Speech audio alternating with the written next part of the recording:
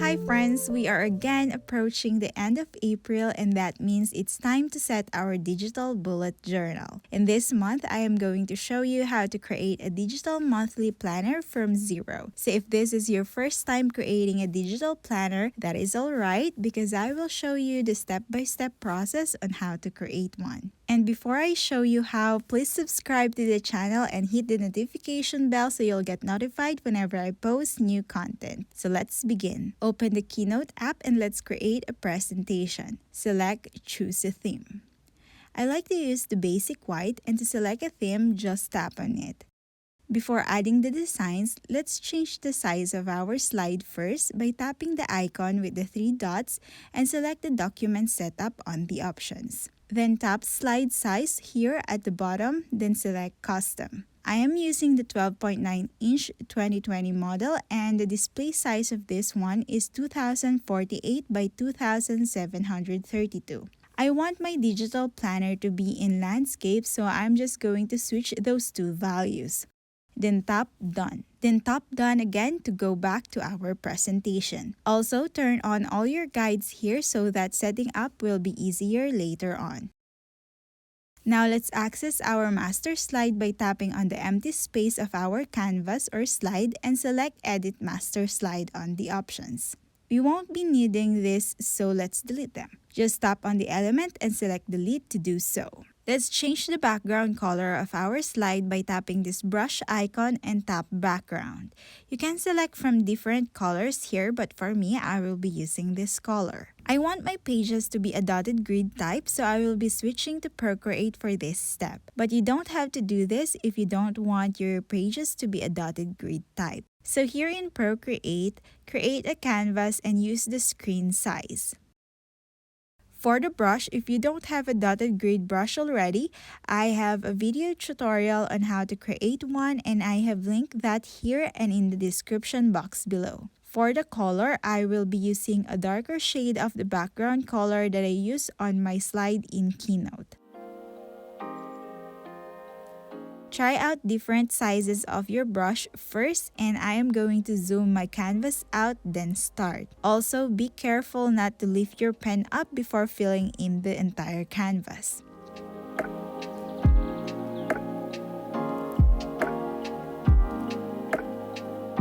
Then using the eraser tool in monoline brush, I am going to erase some of the dots to add kind of a margin, then use the arrow icon to move the elements and try to center it.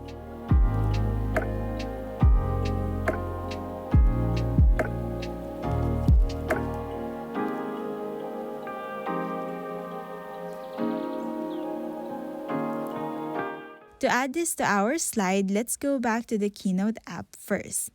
Let's access the master slide, then let's use the split screen view with the Procreate app on the other screen, then drag the layer from the Procreate to the slide in Keynote. And it will perfectly fit the slide if we use the same sizes in the Procreate and in here.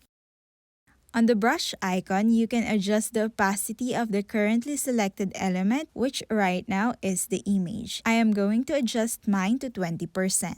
And to avoid accidentally moving the image later on, let's go to the Arrange option, then tap Lock. That is basically our master slide, so let's tap Done to go to our presentation. I want the first page of my digital planner to be the calendar page, so to create the calendar, let's use the table here in Keynote. To do that, tap the plus icon and select the table icon. You can choose from the different styles here, but for me, I will be using the simple one.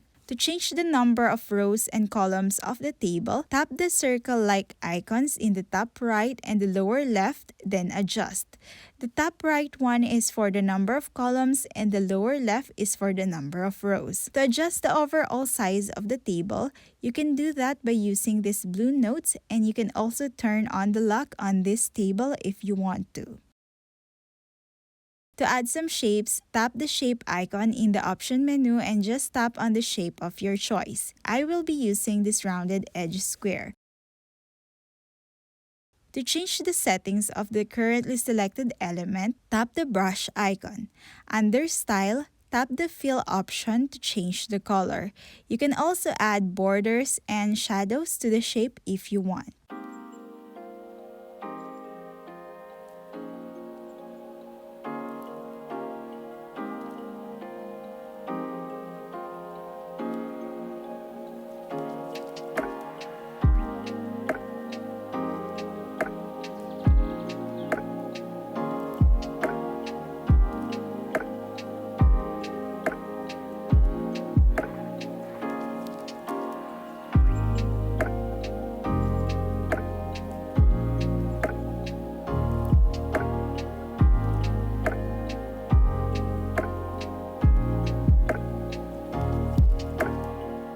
To add a text, in the shape icon and under basic, select text.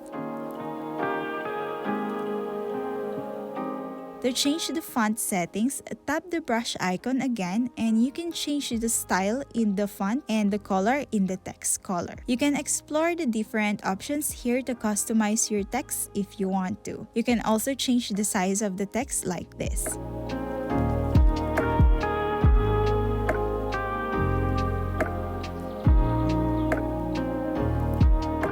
I also wanted to create a shadow effect on the text. To do that, tap and hold onto the text and select copy when the option appears. Then tap and hold again and select paste. Now I am going to change the color of the duplicate. If repositioning the elements gets a little constrained because of the guides, you can turn them off by tapping the option with the 3 dots, and in the guides, tap on them to turn them off.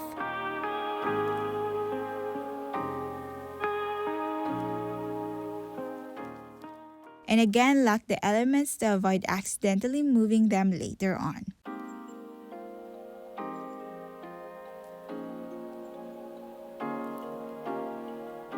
I am adding these rectangles in every row because I want to link them later on to access the weekly pages of my planner.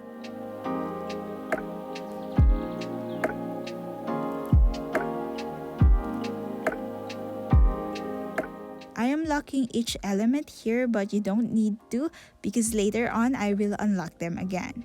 Remember that you can copy and paste the elements to make the process faster. Anyway, my calendar starts on a Monday, so if you want yours to start on a Sunday, please make the necessary adjustments.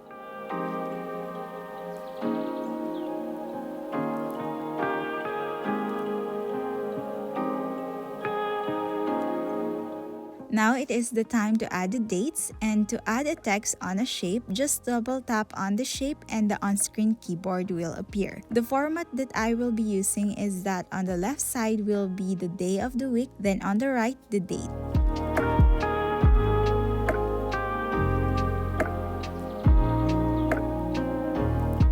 Then to make the process faster again, just copy this text, then paste, and then edit.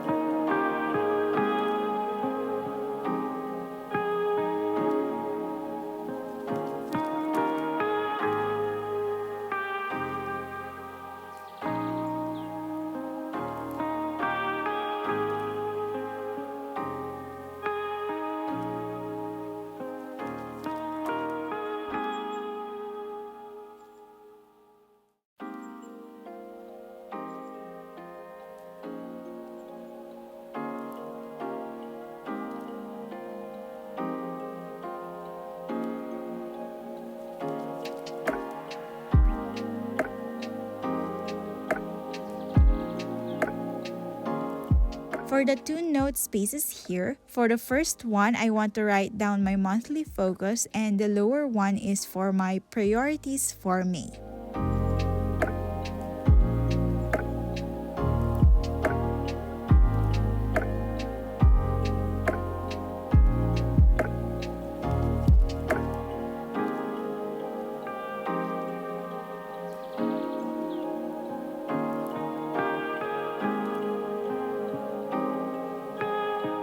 I am also adding circles here because I plan to have a page after the weekly pages where I will write down stuff like reflections or weekly grocery lists or YouTube video ideas. And if you have any suggestions, you can comment them down below. I will be adding 4 circles because my week 1 will be May 1 to 9 and my week 4 will be May 24 to 31. I am satisfied with our calendar page already, so let's add a new slide. To do that, tap the plus icon in the lower left of the screen and select the master slide template that we made. For the first week of May, I will not be going to work. That means I will mostly be at home and I want to be productive for those days. So here, I added a table with 18 rows and 10 columns.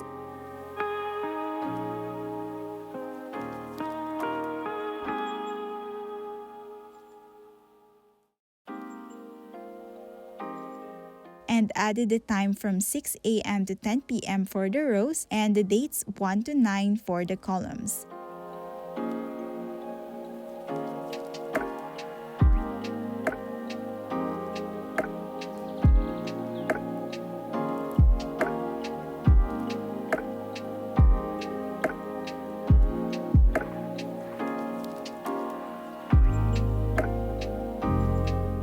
I will also be adding a space for my weekly to-do list, my financial tracker, and my habit trackers. For my to-do list and my financial tracker, I added rectangles and used the gradient effect for the color.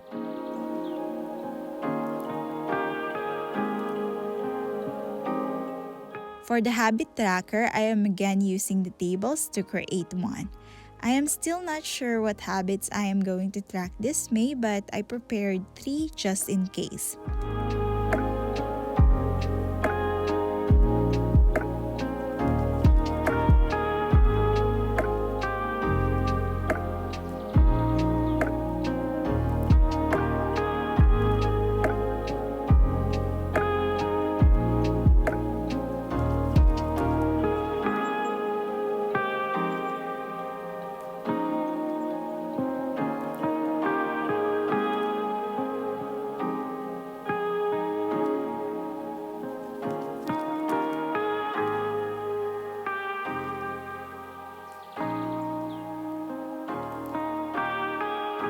And also, don't forget the label title for this page.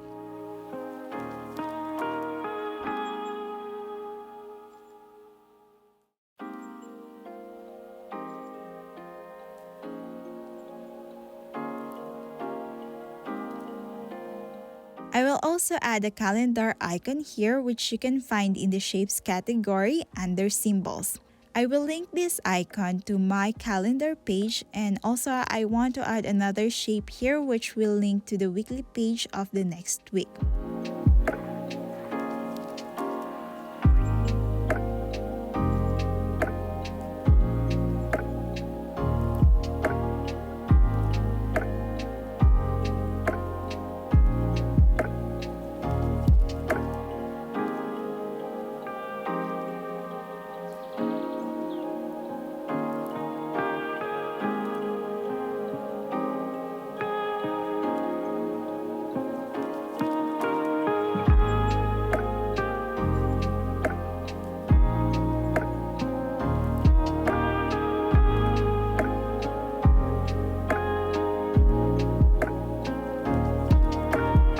I made 2 of those for now, but I will delete the other one later. It is because for the next weekly pages, I want to access the previous weekly page and the next weekly page. Now let's duplicate this slide by tapping the thumbnail of the slide and selecting duplicate.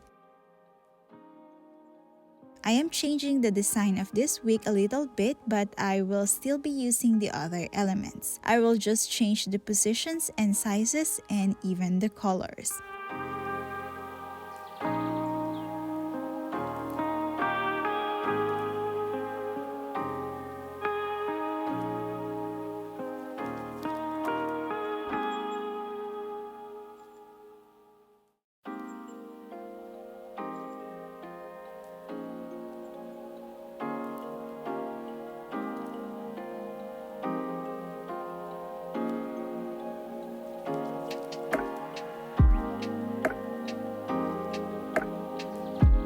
So for this week's layout, I will be adding a rectangle for each day of the week. As for their color, I am going to use the gradient effect. Then I am just going to label each box with their appropriate date and the day of the week. I will be repeating this process for the next weekly pages, and just remember to change the dates in all of the labels that we add.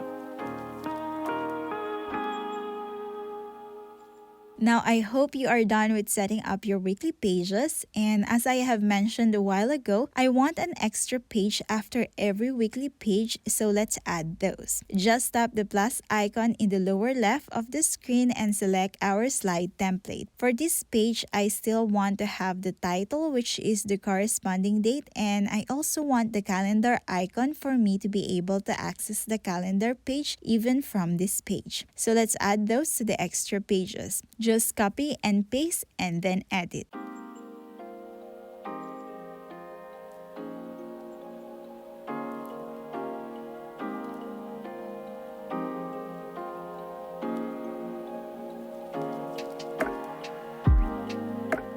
I am also adding another page, which will be the last page of my digital planner for May. I want to try to have a monthly reflection for this month and also serve as my first quarter check-in with myself for this year. And I want to plan out my future, although as we all know, planning so far ahead is weird, especially right now with COVID and all the other weird things going on. But for my own piece of sanity, I want to have something to look forward to. And when all of these events are done, if I have planned ahead, at least I will be ready. And if not, at least I kept my mental health a little better.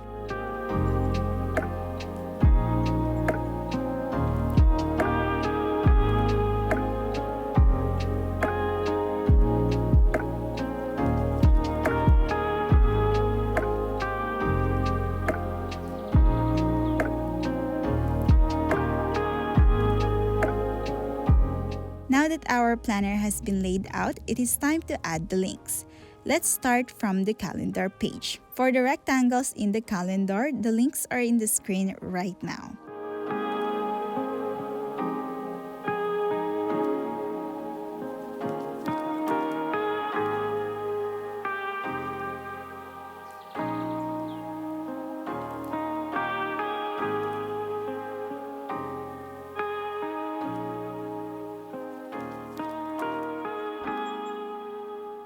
And here is the link for the circles.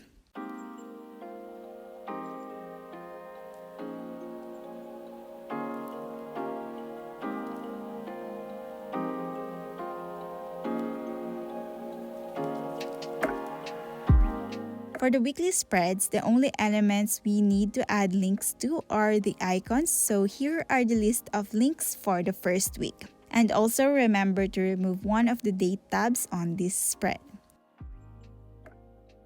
For the extra pages, we only need to add a link to the calendar icon, and that is linked to the slide number 1. For the second weekly spread, here is the list of links.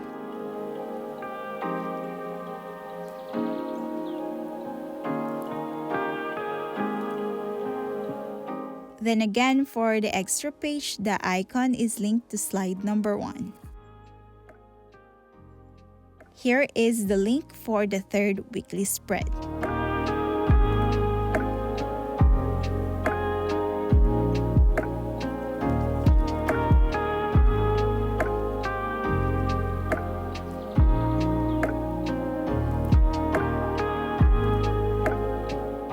And for our last weekly spread, here is the list of links.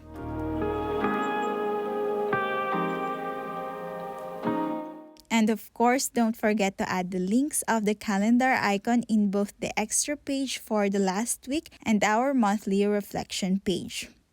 Our digital planner is ready for export, and to do that, tap the icon with the 3 dots in it and select Export, then PDF. Here is the settings, then tap Export. Select GoodNotes if you are using GoodNotes, and if you are prompted with the import setting, I usually select Import as New Document. Then select the location where you want to save your digital planner, then tap Import. Once your digital planner is imported, I suggest that you try all the links that you added to make sure all of them are working properly and linked properly.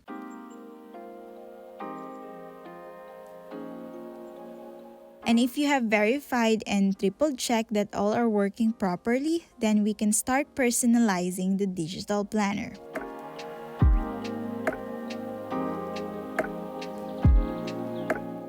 here I am adding the Japanese holidays and trying to write the characters. And if I did it wrong, I apologize. I am still learning the language, so please bear with me. If this video was of any help to you, please consider subscribing and giving the video a like to tell me and YouTube that you enjoyed it. And if you have any suggestions on what videos we should do next, please comment them down below. If you enjoyed this video, you can check these other ones too. And until next time, bye!